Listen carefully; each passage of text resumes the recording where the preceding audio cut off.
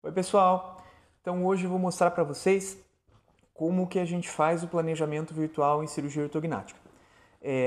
Aqui no consultório eu uso um programa, tá? É o Dolphin, né? Um programa específico para fazer planejamento virtual em cirurgia ortognática. E eu vou mostrar para vocês, vou gravar a tela do meu computador de um planejamento que eu estou fazendo, né? E basicamente o que a gente precisa, né? Você que é paciente, que vai fazer cirurgia ortognática, normalmente ou seu cirurgião faz, né? Quando ele tem o programa e sabe mexer, ou na maioria das vezes o cirurgião terceiriza, né? Para alguma empresa ou com outro cirurgião para fazer essa simulação. Você acaba vendo isso, mas para você entender como que é, né, e as possibilidades disso, né, se você puder acompanhar e as informações que pode trazer para você, paciente, né, entender o que está sendo feito, porque o programa demonstra exatamente o que está acontecendo com a sua estrutura óssea, né, e é possível a gente entender também o que está acontecendo com a nossa pele, com o tecido mole, né, o resultado final da cirurgia. Então, basicamente, para a gente fazer o planejamento virtual, a gente vai precisar de alguns arquivos. Tá? O primeiro arquivo é uma tomografia computadorizada que apareça toda a sua face. Tá? Segundo, o modelo escaneado dos seus dentes, né? É um arquivo STL que a gente chama do escaneamento dos seus dentes ou escaneamento do modelo dos seus dentes. Tá?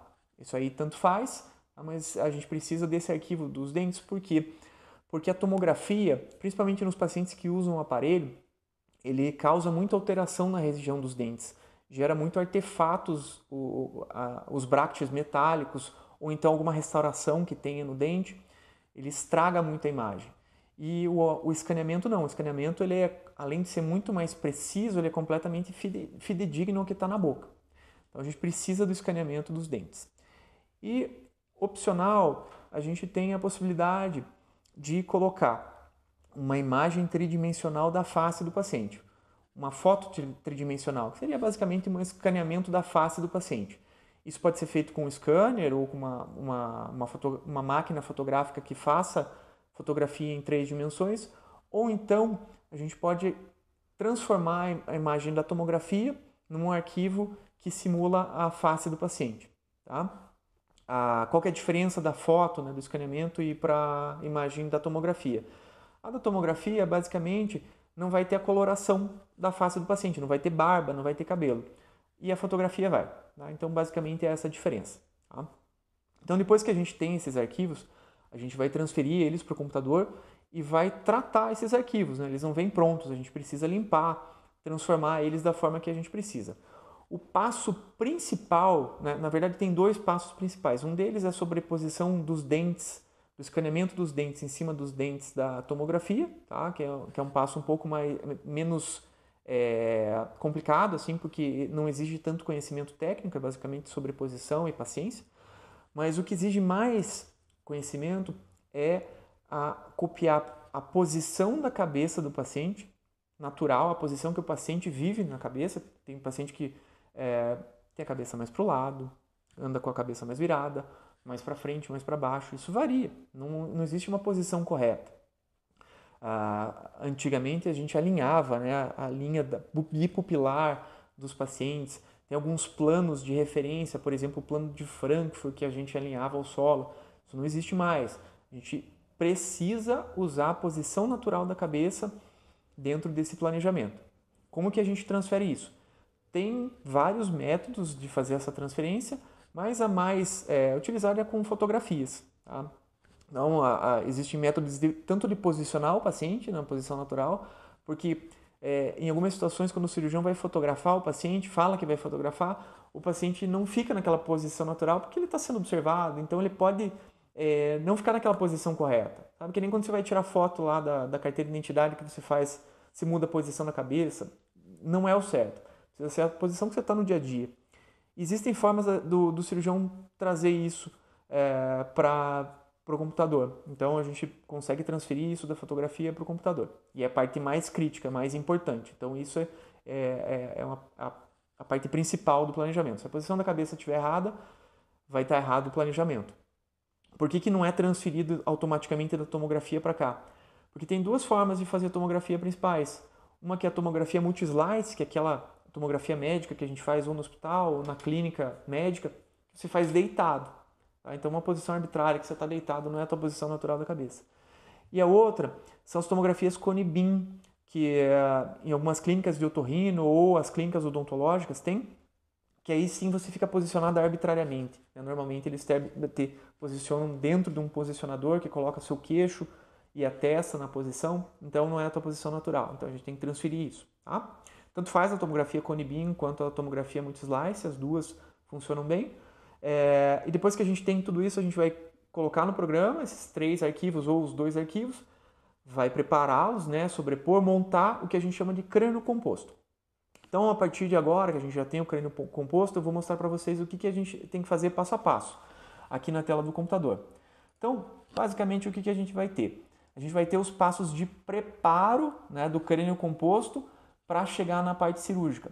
Então, a gente vai, inicialmente, restringir a área que a gente vai operar, marcar as posições da maxila e da mandíbula para o computador, para o programa achar isso. Depois, a parte de limpar a imagem, né? Separar os segmentos mandibulares, a maxila, a parte do mento. Limpar as imagens, né? Porque elas vão ter artefato, quase sempre vai ter artefato das restaurações metálicas ou do aparelho. Nesse caso aqui, é um paciente que usa alinhador, então é uma coisa que ajuda a gente bastante na hora de preparar a imagem, porque vai gerar muito menos artefato. O paciente que usa bracket metálico é muito pior para a gente preparar a imagem. Aqui sim, aí começa a parte do planejamento em si. A gente vai selecionar o tipo de osteotomia que a gente vai fazer. Então, na maxila, a gente vai selecionar se a osteotomia vai ter segmentação, se a gente vai separar os dentes no meio ou não. A mandíbula, qual o tipo de osteotomia que a gente vai fazer, que é o mais comum a gente fazer a sagital, ou se a gente vai, a sagital é esta aqui, né? Ou se a gente vai fazer alguma outra osteotomia, por exemplo, a vertical, que é aquela que corta lá atrás, né? Que a gente quase não usa mais, mas em algumas situações pode ser utilizada, e a osteotomia do mento, né? Essa osteotomia pode ter mais variações. Depois a gente precisa marcar os pontos, que a gente chama os pontos cefalométricos, né? Então, a gente vai marcar esses pontos por quê? Porque esses pontos vão ser nossa referência depois. O programa vai mostrar cada movimento separado de cada um desses pontos cefalométricos que a gente marcou, né? Por exemplo, aqui, a espinha nasal anterior, a incisal, a pontinha dos dentes, né? Tudo isso aqui o computador depois vai mostrar para a gente o que a gente fez em movimentação. E aí sim a gente vem para o planejamento propriamente dito. Então aqui eu já fiz o planejamento. Vou mostrar para vocês passo a passo cada movimento que eu fiz. Então, primeiro aqui em perfil para vocês entenderem. Então, ó, a gente tem a imagem do crânio do paciente, a imagem dos dentes que está sobreposta, tá? Essa aqui não é a imagem da tomografia. Vocês veem que tem um intervalozinho aqui, uma demarcação da gengiva mais nítida. Justamente isso aqui é o modelo STL do escaneamento. Então, ele está sobreposto aqui. E, nesse caso aqui, o tecido mole é da tomografia. Então, vocês percebam que a gente tem aqui o tecido mole do paciente de uma forma bem definida. A gente só não tem cor, não tem cabelo, né? Que é diferente aí sim do escaneamento da fotografia em 3 dimensões. Esse paciente ele tem algumas demarcações que alguns cirurgiões usam. Né? Esse caso aqui eu estou planejando para outro cirurgião. Então, ó, essas bolinhas são marcações que o cirurgião usa para ajudar na transferência da posição natural da cabeça do paciente, lá do consultório dele, que ele fotografou, fez a análise da facial do paciente, para eu aqui remotamente transferir isso para o computador. Então, como eu não examinei presencialmente esse paciente, o cirurgião tem essa alternativa de fazer algumas marcações que aparecem na tomografia, porque aí assim, o cirurgião vai lá, põe essas marcações, fotografa o paciente, me envia as fotografias e o paciente vai com essas marcações tomografar. Então eu tenho as mesmas marcações da foto, estão na tomografia, eu consigo transferir de uma forma mais precisa. É uma alternativa. Tá? Então essas bolinhas aqui não são espinha do paciente, tá? São marcações que o cirurgião fez. Depois que eu preparei esses arquivos, então cheguei nessa etapa, o que é o diagnóstico desse paciente? Esse é um paciente que ele tem o que a gente chama de birretrusão. tanto a maxila, a parte de cima, quanto a parte de baixo, são muito para trás.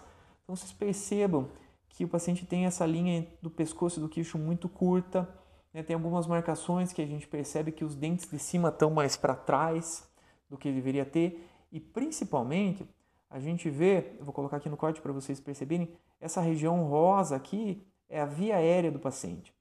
Então, nessa situação aqui, o paciente tem um problema que a gente chama de apneia obstrutiva do sono. A via aérea dele é tão estreita que quando ele vai dormir, não é só o ronco, ele acaba perdendo períodos de respiração e fazendo apneia. Então, quando ele faz apneia, a saturação de oxigênio cai e ele acorda, desperta. Então, é um paciente que não dorme bem. O paciente de apneia obstrutiva do sono, ele não dorme. Então, é uma cirurgia, o tratamento padrão ouro hoje em dia é cirurgia ortognática, né? Eu vou gravar um vídeo especificamente sobre tratamento de apneia obstrutiva do sono com cirurgia ortognática, mas basicamente qual que é a intenção da cirurgia ortognática? Trazer toda a parte da maxila, da mandíbula para frente, porque a musculatura que sustenta a orofaringe, a nasofaringe, que é aquela região onde a gente que passa a respiração, região posterior da garganta, quando a gente puxa para frente, a gente estica e abre a via aérea do paciente. Então, funciona muito melhor do que, por exemplo, o CPAP, que é aquele mecanismo que faz pressão positiva de oxigênio para o paciente. O paciente não se adapta, aquilo lá é como se fosse para pacientes que não têm condições clínicas de fazer a cirurgia, porque se tiver condição clínica, o paciente vai querer operar porque vai se livrar do CPAP. Então, esse paciente é um paciente de apneia obstrutiva do sono. Além disso, ele tem uma simetria. Então, vocês vão perceber aqui, ó, que ele tem desvio do meio dos dentes. Tá vendo a ponta do queixo também? O dente está para um lado, a ponta do queixo está para o outro. A mordida do paciente, vocês veem que não está legal a mordida do paciente. A gente vê aqui, vou colocar aqui para vocês, os dentes dele. Então aqui, ó, ele morde quase que com topo nos dentes de cima, né? Então é uma cirurgia tanto para tratar a mordida quanto para tratar a apneia, e também o paciente tem queixa estética, justamente essa questão da mandíbula e da maxila ser muito retruída, o paciente tem o rosto muito para trás, então dá um aspecto mais envelhecido para o paciente. Então tem tanto o apelo estético quanto o funcional respiratório e o funcional da oclusão, da mordida do paciente. Esse é um paciente que vai ser operado com um protocolo de benefício antecipado. Então vocês vão perceber que a mordida final do paciente não é uma mordida ideal. Ele vai fazer o tratamento ortodôntico depois da cirurgia. Nesses casos de apneia do sono é uma das situações que a gente indica isso daí. É uma questão também que eu vou gravar um vídeo porque os pacientes sempre têm dúvida quanto a esse protocolo, como que funciona. Às vezes o paciente está ansioso para operar logo, né? Então são protocolos que eles têm restrições de aplicação. Tá? Então vamos lá. Vou voltar aqui no crânio composto do paciente. Vamos botar o tecido mole, mais transparente aqui para vocês poderem enxergar. Ó, a gente pode deixar ele sem ver o osso e quase que transparente. Então, ó, o paciente aqui, como que ele tá e o que a gente vai fazer? A gente tem uma sequência certa, tá? Para iniciar e fazer essa movimentação. Então, basicamente, a gente começa corrigindo nesse protocolo, né? A gente corrigindo a posição da parte de cima, né? Tridimensionalmente, para depois, sim, a gente fazer. Então, eu nivelei ela, coloquei na posição que ela tem que estar reta, nivelada, para depois fazer o avanço dela. Então, nesse caso aqui é um avanço de 10 milímetros, que é um avanço muito grande. Por que esse avanço tão grande? Justamente porque é um paciente de apneia do sono, né? Além de a face dele tolerar um avanço desse, né? A gente vai precisar para resolver a apneia dele. Então, fiz o avanço da maxila. Agora, eu vou levar a mandíbula em posição, tá? E aí sim vai ter o refinamento até eu chegar na posição da mordida que eu quero. Tá? Então eu vou ter que ir analisando lá, chegar na mordida que eu quero, na posição que o cirurgião determinou para mim, ou na posição quando é meu paciente que eu quero que fique, que eu planejei junto com o ortodontista.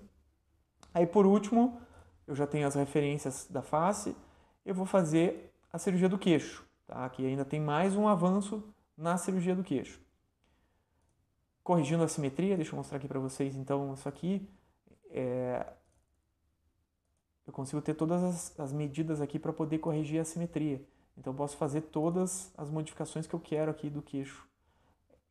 Aqui são modificações sutis que a gente só vê aqui no computador, né? Se a gente for planejar em cima de radiografia, a gente não vê isso, não. Então, por isso que é interessante a gente fazer o planejamento, porque daí, ó, aqui na minha mão eu já faço aqui a modificação da posição do queixo, ó, coisa pequena.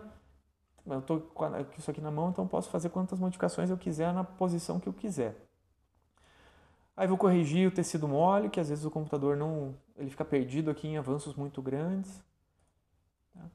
Então, basicamente, a gente chegou no resultado final, tá? O que a gente precisa fazer agora, né? Posicionar aqui mandíbula, ver se está tudo certo com os segmentos, não tem nenhum... Ó, então, as interferências ósseas que eu vou ter na hora da cirurgia, eu já consigo ver aqui, ó. Essa parte mais cinza, branca aqui, é o segmento onde estão os dentes do paciente. E aqui é o segmento articular. Então está sobreposto. O que eu preciso fazer? Eu preciso corrigir isso aqui. Ou então, se a correção for muito grande, eu já consigo ver que eu vou ter uma interferência óssea muito grande. Então eu já consigo levar isso para a cirurgia. Eu sei que eu não vou ter como posicionar sem ter que tirar essa interferência aqui, né? Então o ideal é que ele fique com o máximo contato possível. Não fique palpável, mesma coisa do outro lado. Então todas as interferências ósseas, tudo isso, aqui ó, aqui dá para ver melhor. Tá vendo essa interferência óssea aqui? Se eu posiciono encostando no osso aqui, lá na frente ele vai ficar aberto. Então eu sei que na hora da cirurgia eu vou ter que desgastar isso para ter um máximo de contato de osso, tá? E aí eu posso fazer o que eu quiser. O mento aqui, eu quero sobrecorrigir essa posição do mento, quero trazer mais para cá, quero deixar ele mais comprido, trazer mais para baixo, mais para cima. Aí eu decido, tá? Isso aqui é clínica que vai mandar, né, as análises cefalométricas e clínica que a gente vai transferir pro planejamento. Mesma coisa, maxila, eu posso avançar, voltar mais, né? A gente pode fazer movimentos menores, de 1 milímetro, meio milímetro, quanto quiser, né? Então, basicamente, a gente pode fazer tudo isso aqui. Deixa eu só tirar até onde eu fiz, porque esse planejamento aqui já está pronto.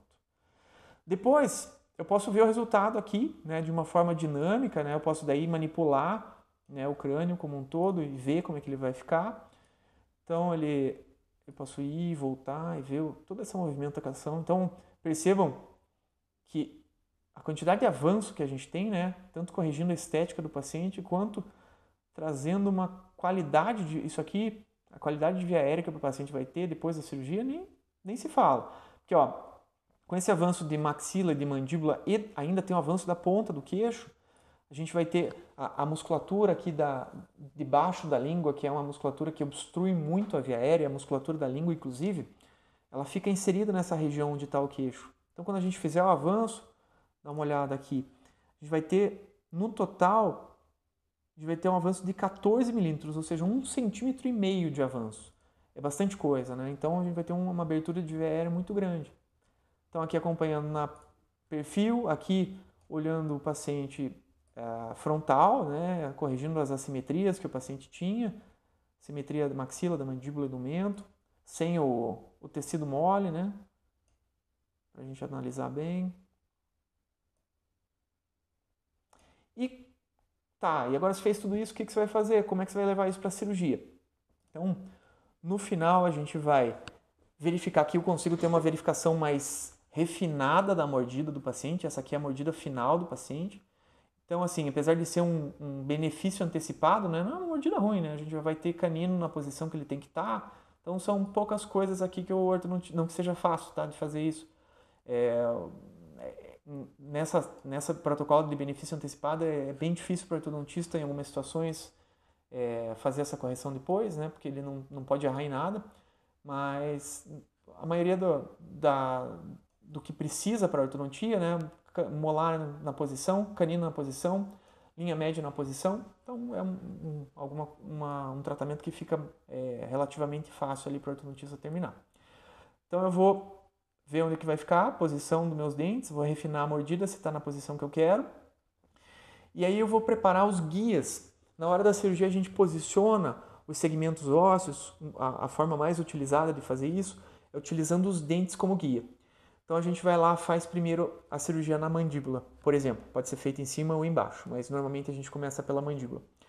A parte de cima eu não operei ainda. Eu então opero a parte de baixo, a mandíbula, e eu vou ter esse guia que vai estar mostrando, eu vou mostrar como é que esse guia fica, ele vai mostrar a posição que vai ficar os dentes. Então os dentes vão encaixar, eu vou colocar um fio de aço amarrando os dentes na posição do paciente, então ele vai estar travado naquela posição e aí eu vou parafusar. Parafusou, aí eu posso partir para a parte de cima. E aí sim a parte de cima vai me trazer na mordida final, tá? Então isso aqui é a mordida final do paciente, isso aqui, ó, é a mordida que a gente chama de intermediária, ou seja, no meio da cirurgia o paciente vai estar com essa mordida. Muito pior do que começou, né? Mas é porque a parte de baixo, a mandíbula, já está na posição final. E agora eu preciso avançar e posicionar a parte de cima, tá? Então, deixa eu mostrar para vocês como que eu vou ter essa referência depois. Então, preciso primeiro aqui acertar esse plano oclusal. Ele tem que estar de frente para mim, os modelos. Não pode estar desnivelado, tem que estar certinho, senão o guia não vai ficar muito certo, não. Então, posicionei lá. Então, como está com uma mordida aberta, né, os dentes não estão se encontrando aqui, vou terminar o meio plano oclusal aqui. Vou travar esses modelos, aí o guia é isso aqui, ó. Eu vou determinar onde que eu quero que ele copie. Por isso que é importante o arquivo STL.